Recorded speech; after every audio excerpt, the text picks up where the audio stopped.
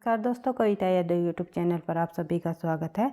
डी.टेड plus पीटीजीटी PGT Hindi की तैयारी को आगे बढ़ाते हुए आज की क्लास में हम करेंगे हिंदी साहित्य के इतिहास के अंतर्गत चतुर्थ कालखंड हमारा आता है आधुनिक काल। सबसे पहले पढ़ा हमने आदिकाल को, फिर पढ़ा भक्ति काल को, फिर रीतिकाल किया, फिर उसके बाद आधुनिक काल को हम करेंगे कि आधुनिक काल से संबंधित उन सभी महत्वपूर्ण तथ्यों को देखेंगे जो कि परीक्षाओं में बार बार पूछे जाते हैं। कौन कौन आधुनिक काल के अंतर्गत प्रमुख कवि रहे, उनकी कौन सी उनकी प्रमुख रचनाएं रही, आधुनिक काल को कितने कालखंडों में बांटा गया, आधुनिक काल का नामकरण, समय सीमा व आधुनिक काल के अंतर्गत उन सभी महत्वपूर्ण तथ्यों को देखेंगे जो कि बार बार परीक्षाओं में पूछी जाती है। तो शुरुआत और एक बात और बता देना चाहती हूँ भाई, जिस भी परीक्षा में हिंदी साहित्य संबंधी प्रश्न पूछे जाते हैं, चाहे टीजीटी पीजीटी परीक्षा हो या एनटीए नेट की परीक्षा हो, सभी के लिए ये क्लास मददगार साबित होगी। तो ज़्यादा टाइम वेस्ट न करते हुए शुरुआत कर लेते हैं आधुनिक काल के नामकरण व समय सीमा। सबसे पहले आधुनिक काल का नामकरण और समय सीमा के बारे में हम देखेंगे कि किस विद्वान ने आधुनिक काल का क्या नामकरण दिया और उसकी समय सीमा क्या रही। आधुनिक काल की जो समय सीमा रही वो रही है, वैसे तो 1900 से लेकर अब तक की जो समय सीमा रही है वो आधुनिक काल की समय सीमा मानी जाती है। लेकिन अलग अलग विद्वानों ने अपने मत के अनुसार आधुनिक काल के अलग अलग कालखंड रखे गए और उनकी जो समय सीमा है विद्वानों ने अपने अनुसार बताई है। तो इन्हीं तथ्यों से परीक्षा में प्रश्न भी पूछे जाते हैं। आचार्य रामचंद्र शुक्ल के अनुसार बताइए, या डॉक्टर नागेंद्र के अनुसार बताइए, या सर्वमान्य बताइए, या फिर अन्य किसी विद्वान के अनुसार पूछ लेंगे। तो हमने उन सभी तथ्यों को ध्यान से समझते हुए चलना है जिससे जो है परीक्षा में प्रश्न पूछे जाते हैं। तो बात कर लेते हैं नामकरण व समय सीमा की।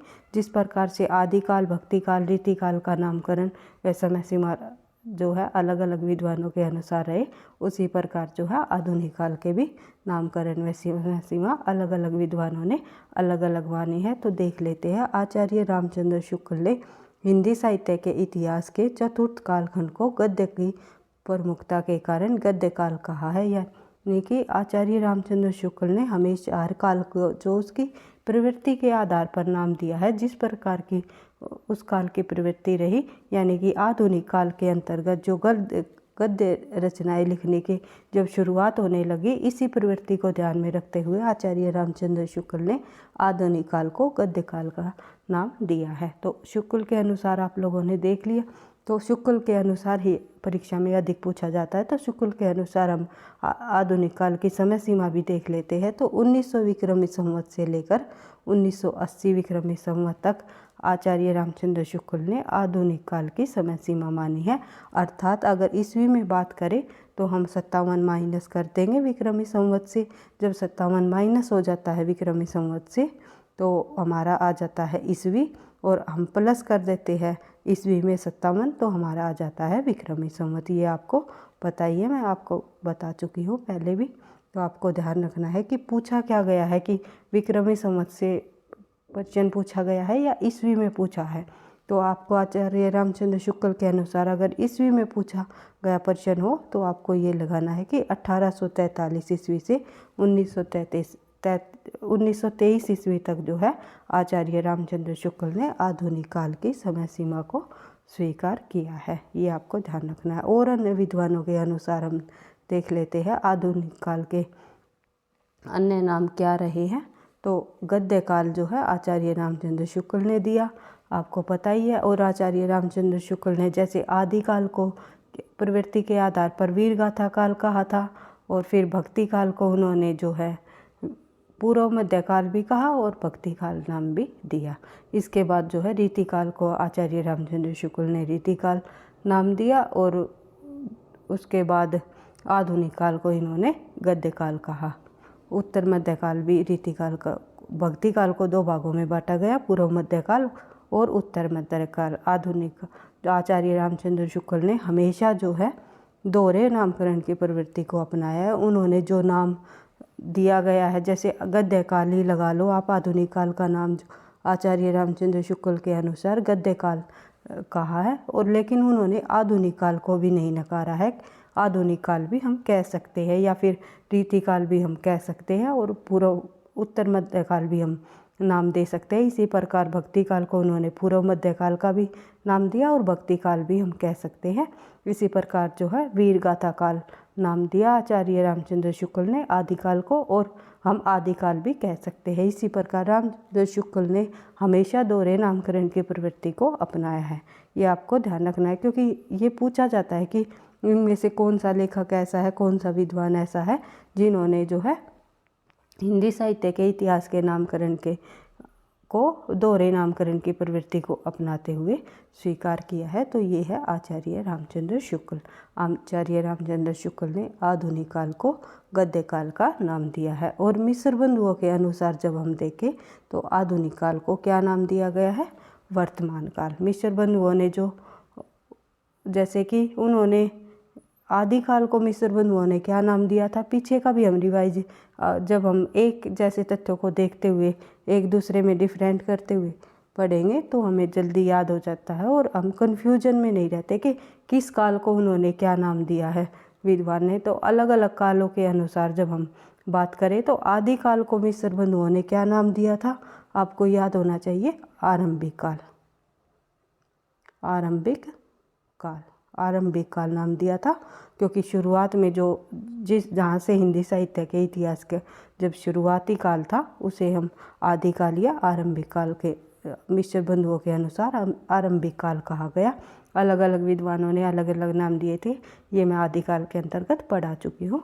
तो मिश्र बंधुओं के अनुसार जब हम बात करें तो मिश्र बंधुओं ने आदिकाल को नाम दिया आरंभिक काल, और भक्ति काल को उन्होंने कहा पूर्व मध्यकाल, और उसके बाद जो है भक्ति काल को आचार्य मिश्र बंधुओं ने दो भागों में बांटा था, पूर्व मध्यकाल और प्रौढ़ मध्यकाल।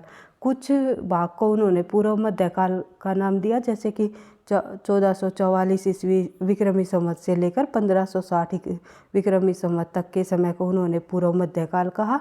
लेकिन प्रौढ़ मध्यकाल उन्होंने 1561 से लेकर 1680 तक के समय को कहा। ये हम भक्ति काल के अंतर्गत पढ़ चुके हैं।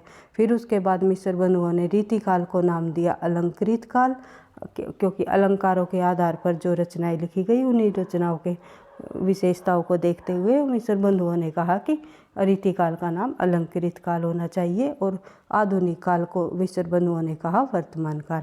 यानी कि आचार्य रामचंद्र शुक्ल ने आधुनिक काल को गद्य काल की संज्ञा दी, तो मिश्र बंधुओं ने वर्तमान काल की संज्ञा दी है। उसके बाद डॉक्टर राम कुमार वर्मा के अनुसार देखें तो आधुनिक काल को इन्होंने कहा आधुनिक काल। राम कुमार वर्मा और गणपति चंद्र दोनों ने आधुनिक काल को जो है आधुनिक काल नाम दिया है। जिस प्रकार से राम कुमार वर्मा ने आदिकाल को चारण काल का संज्ञा दी थी, और गणपति चंद्र गुप्त ने आदिकाल को प्रारंभिक काल की संज्ञा दी थी, लेकिन आधुनिक काल को इन्होंने आधुनिक काल की ही संज्ञा दी है। ये आपको ध्यान रखना है। ये पूछा जाता है परीक्षा में, निम्नलिखित में से आधुनिक काल को आधुनिक काल नाम किन्होंने दिया, आधुनिक काल को वर्तमान काल नाम किन्होंने दिया, गद्य काल किन्होंने कहा। तो इस प्रकार से परीक्षा में प्रश्न पूछे जाते हैं। बढ़ते हैं आगे, देख लेते हैं आधुनिक काल के कई उप विभागों में विभक्त किया गया, यानी कई कालखंडों में कई भागों में बांटा गया। आधुनिक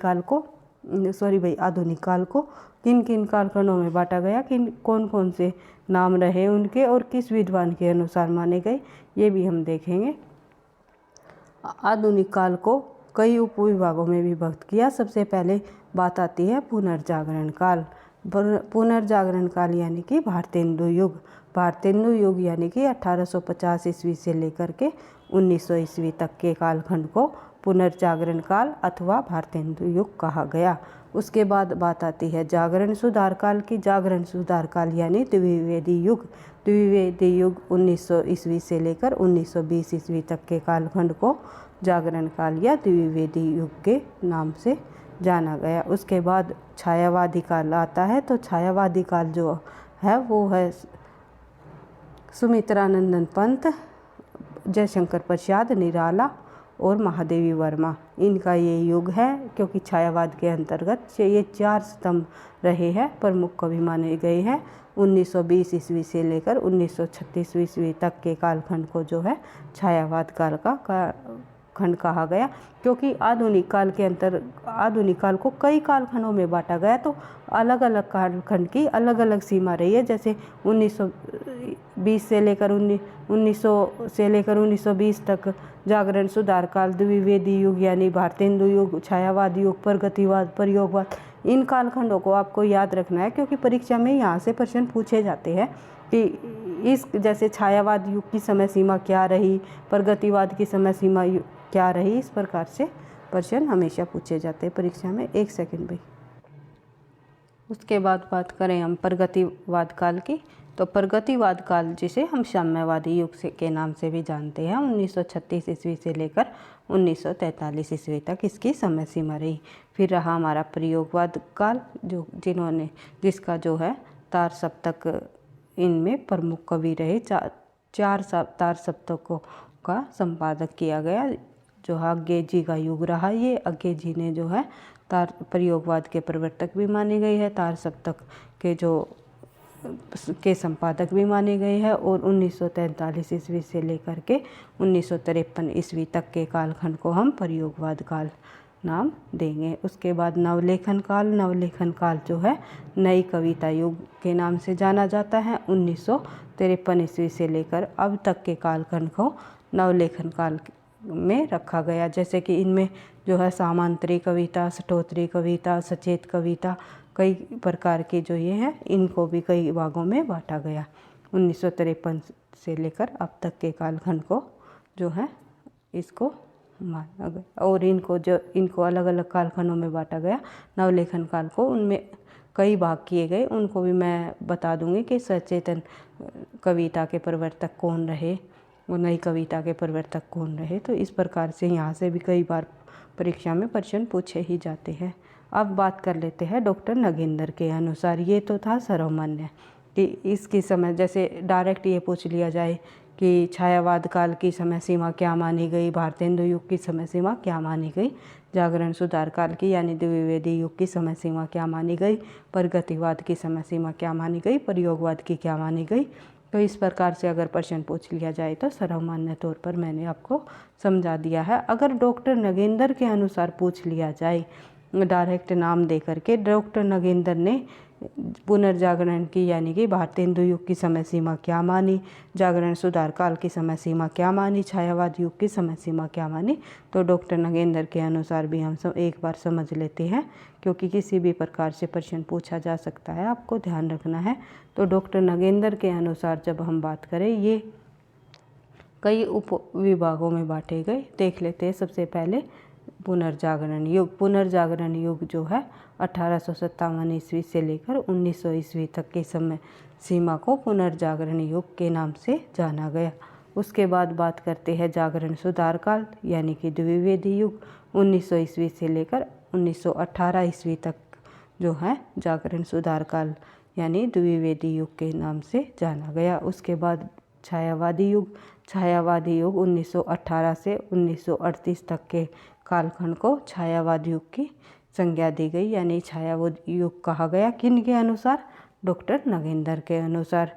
एक जयशंकर प्रसाद की जो झरना कविता है, उसी से जो है छायावाद युग की शुरुआत मानी जाती है। झरना से ही छायावाद की शुरुआत मानी गई 1918 से। 18 में ही झरना आई जयशंकर प्रसाद की, और जयशंकर प्रसाद छायावाद कवियों के प्रमुख कवि रहे हैं, 4 शतकों में शामिल हैं।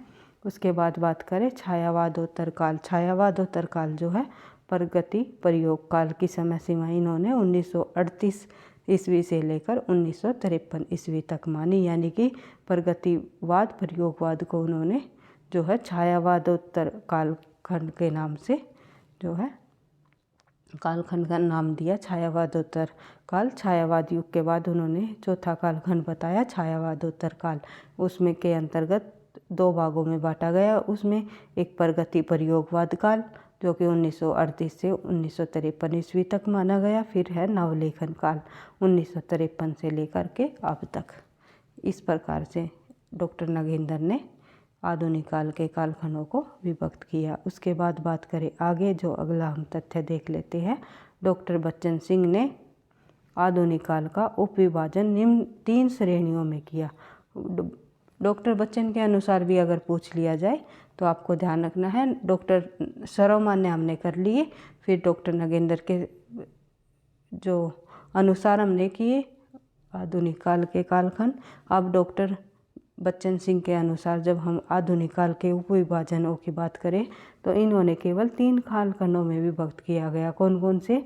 नवजागरण युग 1857 से 1920 तक, फिर स्वच्छंदता युग 1920 से 1938 तक, फिर उत्तर स्वच्छंदता युग 1938 से अब तक। अगर ये पूछ लिया जाए बच्चन के अनुसार आधुनिक काल का उपविभाजन कितने भागों में किया जाता है, और 3 भागों में किया जाता है। कौन कौन से में? नवजागरण युग, स्वच्छंदता युग और उत्तर स्वच्छंदता युग। अगर ये पूछ लिया जाए इनमें से डॉक्टर बच्चन के अनुसार आधुनिक काल का उपविभाजन का नाम कौन सा नहीं है, नहीं से संबंधित भी आपसे प्रश्न पूछा जा सकता है, तो इन तीनों का नाम आपको बिल्कुल ध्यान रखना है। बढ़ते हैं आगे, देख लेते हैं अगला जो हमारा पॉइंट है, हिंदी गद्य का उद्भव और विकास। जब आधुनिक काल की शुरुआत हुई तो उसमें पहले रीतिकाल तक क्या था? काव्य ही रचे जाते थे। आदिकाल में भी हमने काव्य देखने को मिले, भक्ति काल के अंतर्गत भी और रीतिकाल में भी। रीतिकाल तक जब हम आए तो हमने जो है अधिकतर जो है काव्य की रचनाएं ही पढ़ी थी, लेकिन जब आधुनिक काल की शुरुआत हुई तो धीरे धीरे गद्य लेखन की भी शुरुआत होने लगी। वहीं से हमारे जैसे निबंध, नाटक, उपन्यास, कहानी ये भी जो है लिखे जाने लगे। हिंदी गद्य का उद्भव और विकास जब हम आधुनिक काल के अंतर्गत पढ़ेंगे तो हमें कुछ रचनाओं को समझना होगा, देखना होगा उनसे संबंधित जो रचनाएं लिखी गई वे किस भाषा में लिखी गई। सबसे पहले कौन सी ब्रज भाषा में गद्य रचना लिखी गई और खड़ी बोली में कौन सी लिखी गई। इस प्रकार से जब रीतिकाल तक हमने पढ़ा था तो रीतिकाल तक पूरे के पूरे रीतिकाल में ब्रज भाषा का ही प्रयोग हुआ था, लेकिन जब आधुनिक काल को हम पढ़ेंगे तो धीरे धीरे जब ब्रज भाषा भारतेंदु युग में हमें ब्रज भाषा से संबंधित रचनाएं देखने को मिलेगी, लेकिन द्विवेदी युग में धीरे धीरे आकर के फिर खड़ी बोली में जो है रचनाएं लिखी जाने लगी। ये आपको ध्यान रखना है। और जो परीक्षा में प्रश्न पूछे जाते हैं जिस भी तथ्य से संबंधित, उन सभी जानकारियों को हम देखते हुए शुरुआत करते हैं आगे। आचार्य रामचंद्र शुक्ल का मत है कि वल्लभाचार्य के पुत्र गोसाई विट्ठलनाथ जी ने, यानी कि वल्लभाचार्य का जो पुत्र था गोसाई विट्ठलनाथ, जिन्होंने 1565 ईस्वी में अष्टछाप की स्थापना की थी। ये आपको भक्ति काल के अंतर्गत देखने को मिला था, पढ़ाई था। कौन कौन प्रमुख अष्टछाप के कवि रहे? तो गोस्वामी विट्ठलनाथ जी ने जो है श्रृंगार रसमंडन नामक एक ब्रज भाषा में ग्रंथ लिखा। कई बार परीक्षा में आया है ये श्रृंगार रसमंडन किसकी रचना है? तो गोस्वामी विट्ठलनाथ जी की। और किस भाषा में है? ब्रज भाषा में। ब्रज भाषा में ये गद्य में लिखा गया जाने वाली रचना है, जिसका अपरिमार्जित व अव्यवस्थित है, जिसकी भाषा जो है अपरिमार्जित और अव्यवस्थित, यानी कि अपरिमार्जित का मतलब होता है कि मंझा हुआ न होना, और अव्यवस्थित मतलब पूरी तरह से व्यवस्थित न होना।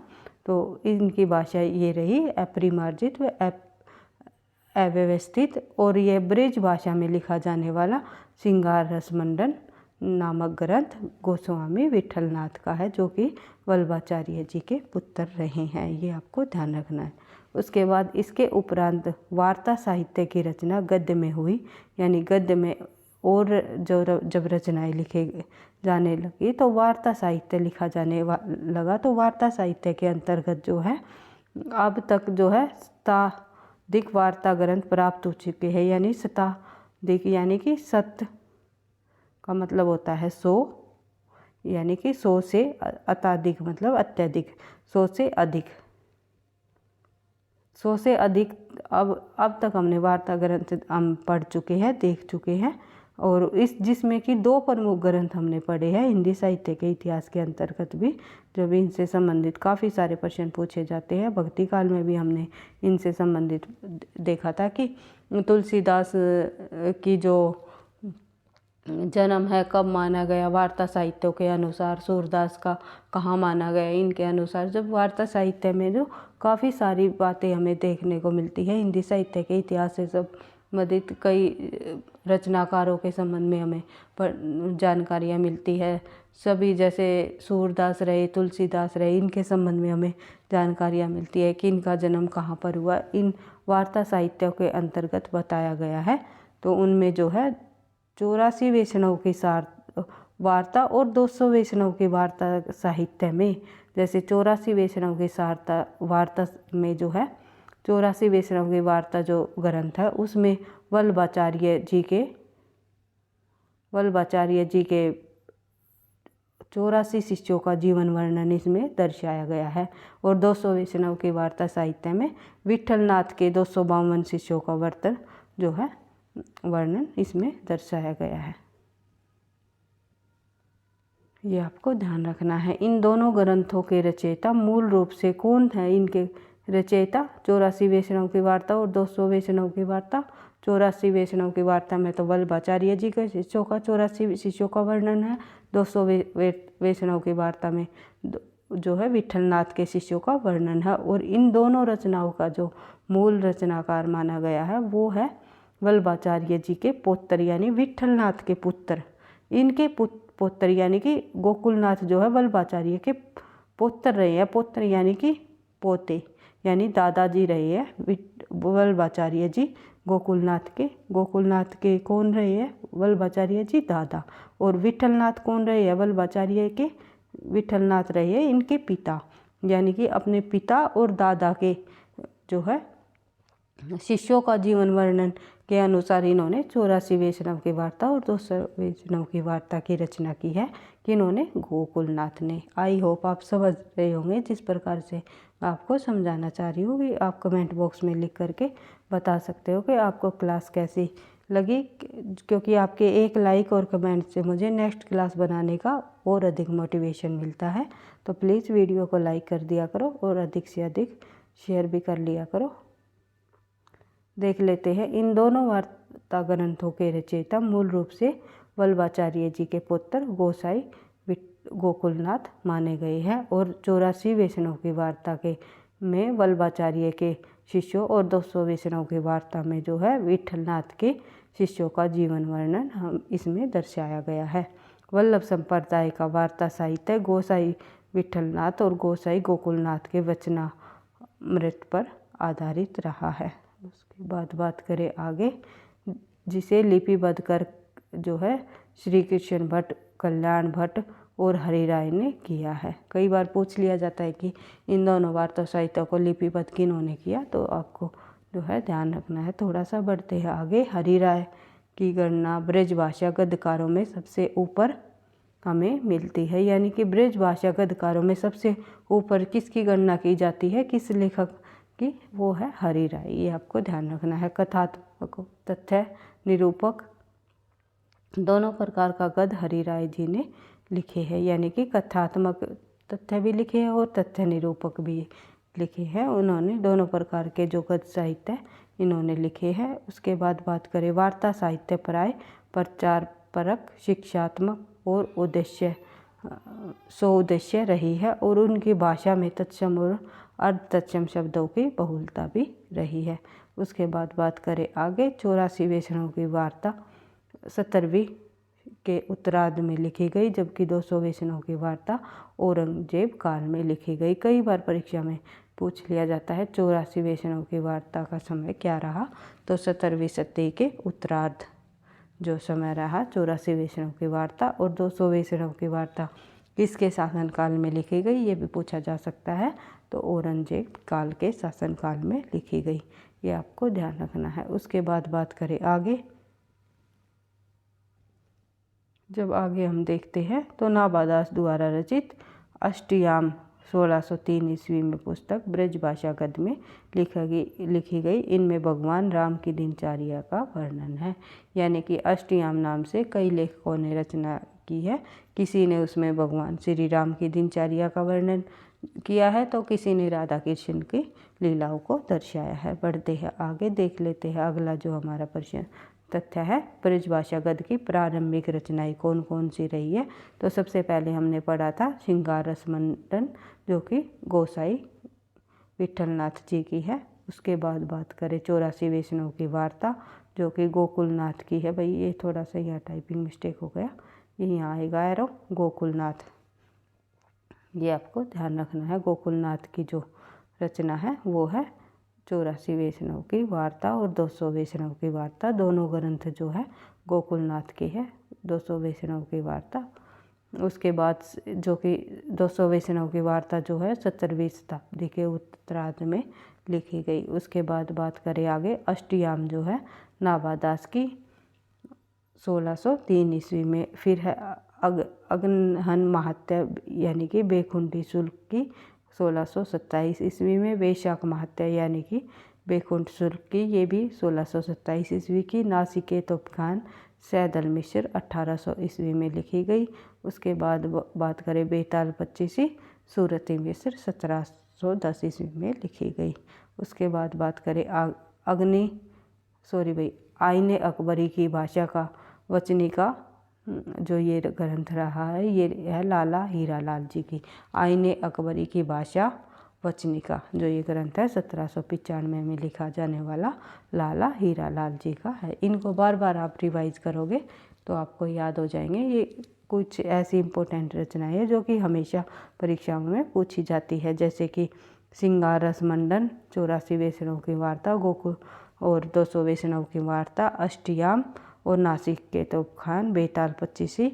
और इसके बाद है हमारा ये 3-4 ये प्रमुख ग्रंथ है ये, जैसे कि ये आईने अकबरी वाला और वैशाख महात्या और अग्नि, ये कम पूछे जाते हैं परीक्षा में, वरना और ये सभी के सभी इम्पोर्टेंट है, बार बार परीक्षाओं में पूछे जाते हैं और समय सन भी पूछ लिया जाता है। बढ़ते हैं आगे, देख लेते हैं अगला जो हमारा प्रश्न है। गद्य लिखने की परिपाटी का सम्यक प्रचार न होने के कारण गद्य का पूरा विकास नहीं हो सका। और जानकी प्रसाद रचित रामचंद्रिका की टीका 1817 ईस्वी में भाषा की असक्त और व्यवस्थित रही है। और खड़ी बोली गद्य की महत्वपूर्ण रचना कौन सी रही है? गंग कवि द्वारा रचित छंद बन बरबन की महिमा, यानी छंद बरबन की महिमा जो रचना है वो किस कवि की है? वो गंग कवि की है। और किस भाषा में लिखी गई है? खड़ी बोली की महत्वपूर्ण रचना रही है। उसके बाद इसकी रचना जो सम्राट अकबर के रचना काल में हुई, ये आपसे पूछा जा सकता है किसके शासनकाल में हुई? तो अकबर के शासनकाल में हुई, सम्राट अकबर के समय में हुई। किसकी रचना? गंग कवि की चंद छंद बरबन की महिमा जो रचना रही है। उसके बाद 1741 में जो है राम प्रसाद निरंजनी ने भाषा योग वशिष्ठ नाम का गद्य ग्रंथ साफ सुथरी खड़ी बोली में लिखा। और जो प्रथम गद्यकार जो है आचार्य रामचंद्र शुक्ल ने राम प्रसाद निरंजनी को माना है, ये भी आपको ध्यान रखना है। बढ़ते हैं आगे, देख लेते हैं अगला जो हमारा प्रश्न तथ्य है। राम प्रसाद निरंजनी पटियाला दरबार के, इनका गद्य देखकर यह पता चलता है कि मुंशी सदा सुखलाल व लल्लूलाल से 60 वर्ष पहले भी खड़ी बोली गद्य परिमार्जित रूप से किया गया था। यानी कि जब लल्लूलाल से के जो रचना है प्रेम सागर से जब हम गद्य की शुरुआत मानते हैं, तो इससे पहले 60 वर्ष पहले जो है, 60 वर्ष पहले जो भाषा योग वशिष्ठ राम प्रसाद निरंजनी ने जो गद्य की रचना की शुरुआत की थी, तो इससे हमें पता चलता है कि पहले भी लल्लूलाल से पहले भी जो है सदा सुखलाल से और लल्लूलाल से 60 वर्ष पहले ही जो है गद्य लेखन की शुरुआत की जा चुकी थी। इससे हमें यह जानकारी मिलती है इनके और आचार्य रामचंद्र शुक्ल के अनुसार जब हम बात करें तो सर्वाधिक परिमार्जित ग्रंथ ये माना गया है, यानी कि मंजा हुआ, इसमें कोई कमी नहीं है। आचार्य रामचंद्र शुक्ल ने राम प्रसाद निरंजनी को प्रथम प्रौढ़ गद्य लेखक माना है। प्रौढ़ मतलब सबसे पुराने, सबसे पहले जो गद्य लेखक रहे हैं वे कौन रहे हैं? राम प्रसाद निरंजनी। किनके अनुसार? आचार्य रामचंद्र शुक्ल के अनुसार। ये आपको ध्यान रखना है क्योंकि किसी भी प्रकार से परीक्षा में प्रश्न पूछा जा सकता है। बढ़ते हैं आगे, आचार्य रामचंद्र शुक्ल ने खड़ी बोली गद्य की जिन महत्वपूर्ण कृतियों का उल्लेख अपने हिंदी साहित्य के इतिहास में किया वे निम्नलिखित है। यानी कि खड़ी बोली का उल्लेख जो अपने हिंदी साहित्य के इतिहास में जो आचार्य रामचंद्र शुक्ल के अनुसार जो किया गया उनको हम और देख लेते हैं, क्योंकि ये यहाँ से भी जो है परीक्षा में प्रश्न पूछे जाते हैं। कई बार ये रचनाएं डायरेक्ट पूछ ली जाती है कि इस रचना का लेखक कौन रहे, तो ये किस भाषा की रचना है, ये भी पूछी जा सकती है। तो चंद छन बरबन की महिमा जो है गंग कवि की है। हमने देख ही लिया था कि प्रथम खड़ी बोली की रचना मानी गई है। चंद छन बरबन की महिमा अकबर के समय में लिखी गई। भाषा योग वशिष्ठ रामप्रसाद निरंजनी को जो है आचार्य रामचंद्र शुक्ल ने प्रथम प्रौढ़ गद्य लेखक माना है और उनकी रचना है भाषा योग विशिष्ट। कई बार भाषा योग विशिष्ट का समय भी पूछ लिया जाता है 1741 ईस्वी। ये आपको ध्यान रखना है, क्योंकि अगर क्रम वाइज लगाने के प्रश्न पूछ लिए जाते हैं तो इनमें से इनको क्रम वाइज लगाइए। तो जैसे कि लल्लू लाल आ गया, तो आपको पता है लल्लू लाल की शुरुआत की थी 1800 ईस्वी में, जो प्रेम सागर लिखा। फिर उसके बाद जो है इससे पहले जो गद्य की रचना लिखी जाने लगी, जो रामप्रसाद निरंजनी ने भाषा योग विशिष्ट नाम से खड़ी बोली में लिख ली थी, इससे 60 वर्ष पहले ही। उसके बाद बात करें आगे, पद्म पुराण भाषा अनुवाद वो है दौलत राम की 1766 ईस्वी में। फिर है सुख सागर मुंशी सदा सुखलाल की 1818 ईस्वी में। फिर है प्रेम सागर लल्लू लाल ने 1800 ईस्वी में लिखी। Prem Sagar very very important रचना है भाई, कई बार परीक्षाओं में पूछी गई है कि प्रेम सागर किसकी रचना है, किस भाषा में लिखी गई है, और कि लल्लू लाल के किस रचना से गद्य की लेखन की शुरुआत मानी गई है। किसी भी प्रकार से घुमा फिरा कर प्रश्न अगर पूछ लिया जाए तो आपको सही आंसर कर देना है। बढ़ते हैं आगे, नासिकेतोप्याख्यान सैदल मिश्र की 1800 ईस्वी में लिखी गई। उसके बाद है रानी केतकी की कहानी उदय भानचरित ईशा अल्लाह खां 1800 ईस्वी में लिखी गई। उसके बाद देख लेते हैं लल्लू लाल जी की आगरा। उसके बाद जब आप यहाँ कन्फ्यूज होगे कि ये नासिकेतोप्याख्यान तो हमने ब्रज भाषा के अंतर्गत भी पढ़ी थी, तो इसके सही मायने में अगर इसकी भाषा देखें तो संस्कृतनिष्ठ हिंदी रही है, जिसमें ब्रज भाषा और खड़ी बोली दोनों शब्दों के प्रयोग किए गए हैं। इसलिए ऐसा नहीं है कि एक ही जगह इनका जो प्रयोग होगा, तो अलग अलग उसमें भी हो सकता है। बढ़ते हैं आगे, लल्लू लाल की आगरा के गुजराती ब्राह्मण रहे हैं। लल्लू लाल जी क्या रहे हैं? आगरा के गुजराती ब्राह्मण। कई बार पूछ लिया जाता है लल्लू लाल कहाँ के रहने वाले थे, निम्नलिखित में से आगरा से संबंध रखने वाले कौन कवि नहीं रहे। तो कई कवियों का संबंध रहा है आगरा से। ये आपको जब आप पढ़ोगे तो आपको धीरे धीरे जो है चीज़ें समझ आने लगी, और बार बार रिवीजन से आप साथ साथ अपने नोट्स बनाते हुए चलना है आप लोगों को, तो उनमें आपको पता चल जाएगा। फोर्ट विलियम कॉलेज के हिंदी उर्दू अध्यापक जॉन गिलक्राइस्ट के आदेश से इन्होंने खड़ी बोली गद्य में प्रेम सागर की रचना की है। यानी कि ये भी पूछा जा सकता है किसके आदेश पर जो है लल्लू लाल ने प्रेम सागर की रचना की, यानी खड़ी बोली ग्रंथ प्रेम सागर की रचना किसके कहने पर की, तो फोर्ट विलियम कॉलेज में अध्यापक रह चुके गिलक्राइस्ट के आदेश पर। ये आपको ध्यान रखना है, जिसमें कि भागवत के 10वें स्कंद की कथा वर्णित है। ये भी पूछा जाता है कि प्रेम सागर में किसकी कथा का वर्णन किया गया है, भागवत के कौन से स्कंद की कथा वर्णित है। तो इस प्रकार से आपको सभी तथ्यों को ध्यान रखना है। तो भागवत के 10वें स्कंद की कथा इसमें वर्णित है। उसके बाद बात करें, लल्लू लाल जी ने इस कृति में अरबी फारसी शब्दों से प्रेज किए हैं। इन्होंने उर्दू में भी कुछ पुस्तकें लिखी है। इनके नाम है सिंहासन 32, बेताल 25, शकुंतला नाटक और माधोनल। ये जो इनकी रचनाएं हैं लल्लू लाल जी की, ये इनकी उर्दू भाषा में लिखी जाने वाली पुस्तकें रही है। उसके बाद लल्लू लाल ने बिहारी सतसई की टीका भी लिखी है, जिसका नाम है लाल चंद्रिका। कई बार परीक्षा में पूछी जाती है जो बिहारी सतसई की टीका लल्लू लाल जी ने किस नाम से लिखी है, तो लाल चंद्रिका आपको ध्यान रखना है। उसके बाद बात करें आगे, कोलकाता में इन्होंने एक प्रेस भी खोला था, जिसे फोर्ट विलियम कॉलेज की नौकरी से पेंशन लेने के बाद आगरा में ले गए। इस प्रेस का नाम इन्होंने संस्कृत प्रेस रखा। यानी कि जो फोर्ट विलियम कॉलेज में इन्होंने जो है एक प्रेस खोला था, उस प्रेस का नाम बदलकर उन्होंने क्या रख दिया गया, तो संस्कृत प्रेस नाम इसका रखा गया। उसके बाद बात करें आगे, हाल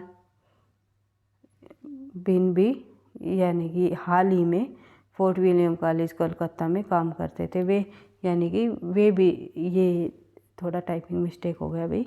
लल्लू लाल जी क्या कहाँ काम करते थे, तो फोर्ट विलियम कॉलेज में काम करते थे। उन्होंने आधिकारिक की प्रेरणा से, ये थोड़ा यहाँ पर भाई टाइपिंग मिस्टेक हो गया है। ब्रज भाषा के साथ उसका पूर्वीपन, इनकी भाषा। मुंशी सदासुख नियाज दिल्ली से रहने वाले थे, यानी कि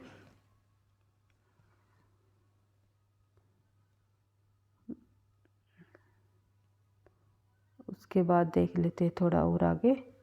ये तथ्य मैं फिर आपको क्वेश्चन उत्तरों के माध्यम से आपको मैं करा दूँगी, वहाँ पे थोड़ा टाइपिंग मिस्टेक हो गया था।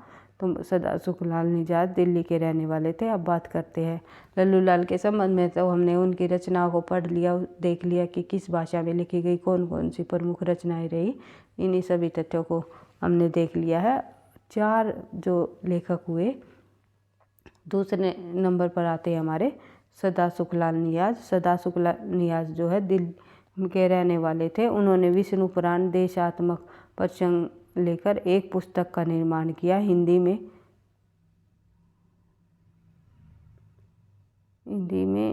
जो है भागवत है भाई, ये पुराण का अनुवाद उन्होंने सुख सागर नाम से किया है। इसके बाद ईशा अल्लाह खां उर्दू के प्रसिद्ध शायर रहे, जो दिल्ली के उखड़ने पर लखनऊ आ गए थे। ईशा अल्लाह खां कहाँ पर आ गए थे, दिल्ली के उजड़ जाने पर लखनऊ आ गए थे। उसके बाद ईशा अल्लाह खां ने रानी केतकी की कहानी या उदयभान चरित नाम से 1800 ईस्वी में जो है रचना की। यानी कि ये कई बार परीक्षा में प्रश्न पूछा जाता है कि ईशा अल्लाह खां ने जो है किस, रानी केतकी की कहानी की रचनाकार कौन रहे, ईशा अल्लाह खां, या रानी केतकी की कहानी के रचनाकार का समय क्या रहा 1800 ईस्वी, या रानी केतकी की कहानी का दूसरा नाम क्या है उदयभान चरित। ये आपको ध्यान रखना है। बढ़ते हैं आगे। हिंदी गद्य के इन 4 प्रकार के लेखकों में से भाषा की ईशा अल्लाह की भाषा सबसे चटकीली और मुहावरेदार जो है चलती भाषा मानी जाती है। ये कई बार परीक्षा में प्रश्न पूछा जाता है, इनमें से किस लेखक की सबसे चटकीली व मुहावरेदार व चलती भाषा रही, वो रही है ईशा अल्लाह खां की। आचार्य रामचंद्र शुक्ल ने इन 4 लेखकों में मुंशी सदासुख लाल को विशेष जो है स्थान दिया है, भाव दिया है। बढ़ते हैं आगे। मुंशी सदासुख लाल को हिंदी गद्य का परिवर्तन करने वालों में स्थान देना चाहिए। इन 4 लेखकों में रचना काल मोटे तौर पर जो है 1800 ईस्वी के आसपास है, और यहीं से गद्य लेखन की शुरुआत की जाने लगी। गद्य के लिखने की जो इन 4 लेखकों ने जो है शुरुआत की थी, तो इनका समय कहाँ से कब से माना जाता है, तो इन सभी का समय, 4 लेखकों का समय जो है 18 ईस्वी के आसपास से माना गया है। ये आपको ध्यान रखना है। अतः हिंदी गद्य की सूत्रपात 1800 ईस्वी के आसपास ही समय समझना चाहिए। बस उसके बाद बात करें ईसाई धर्म प्रचारकों में से एक विलियम कैरे ने बाइबल का हिंदी में अनुवाद कराया था, और शिव प्रसाद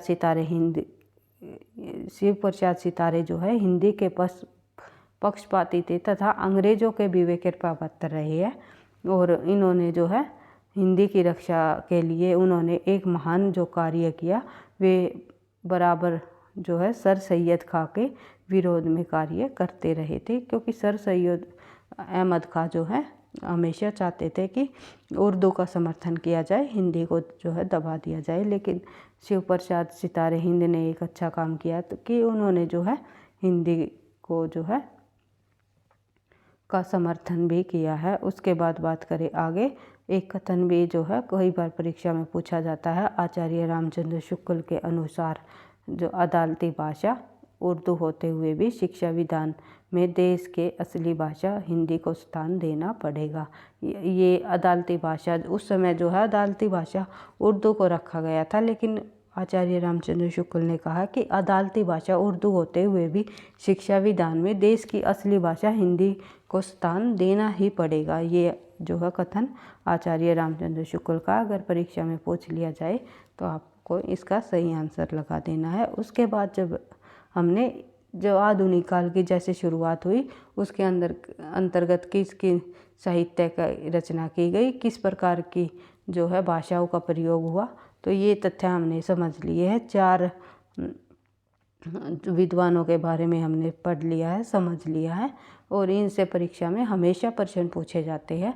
चाहे कोई भी परीक्षा हो, एनटीए नेट की परीक्षा हो या टीजीटी पीजीटी हिंदी परीक्षा हो, जिस भी परीक्षा में हिंदी साहित्य संबंधी प्रश्न पूछे जाते हैं तो आधुनिक काल के जो शुरुआती तथ्य हैं इनसे हमेशा ही प्रश्न पूछे जाते हैं। तो इनको आपको बार बार पढ़ते हुए समझते हुए याद कर लेना है। इनकी मुख्य रचनाएं जो मैंने आज पढ़ाई है, खड़ी बोली की और ब्रज भाषा की, इन रचनाओं से संबंधित जो है हमने कई बार प्रश्नों को देखा है परीक्षा में। तो आपके लिए मोस्ट इम्पोर्टेंट क्लास रहेगी ये। 2-3 एक प्रश्न या 2 प्रश्न तो अवश्य ही परीक्षा में इससे संबंधित पूछे ही जाते हैं। अब धीरे धीरे हम जो है आधुनिक काल की तरफ बढ़ेंगे। आधुनिक काल की समय सीमा हम देखेंगे। आधुनिक काल के अंतर्गत कौन कौन से कवि रहे, आधुनिक काल की जो मंडली रही आधुनिक युग की, उनमें कौन कौन कवि शामिल रहे और किस प्रकार जो है आधुनिक काल के जो कवियों ने जो है पत्र पत्रिकाओं का भी संपादन किया है, उनकी कौन सी पत्रिका निकाली गई, सभी तथ्यों को देखते हुए उनकी प्रमुख रचनाओं के अंतर्गत जो प्रमुख तथ्य बनते हैं जो कि परीक्षा में बार बार पूछे जाते हैं, सभी तथ्यों को देखते हुए हम धीरे धीरे अपनी तैयारी को आगे बढ़ाएंगे और अधिक से अधिक प्रश्नों का आधुनिक काल के अंतर्गत जो है अभ्यास करते हुए आगे बढ़ेंगे। तो वीडियो पसंद आई आपको तो लाइक करना, क्योंकि आपके एक लाइक से मुझे नेक्स्ट क्लास बनाने का मोटिवेशन मिलता है। अगर आपका लाइक और कमेंट नहीं होता तो थोड़ा सा डिमोटिवेशन होता है। मुझे पता नहीं चलता कि बच्चों को मेरा द्वारा कराई जा रही जो ये तैयारी है, ये जानकारी दी जा रही है, ये बच्चों को अच्छी लग भी रही है या नहीं लग रही, मुझे सच में नहीं पता चलता। क्योंकि अगर आप लाइक करोगे, कमेंट करोगे तो मेरे अंदर और मोटिवेशन होगा कि मैं नेक्स्ट क्लास और अच्छे से समझ के साथ आपको जो है प्रोवाइड करा सकूं। तो दोस्तों के साथ शेयर करना, चैनल पर पहली बार हो तो सब्सक्राइब कर लेना ताकि नोटिफिकेशन आपको समय पर मिलता रहे। पढ़ते रहना, आगे बढ़ते रहना। थैंक यू, धन्यवाद।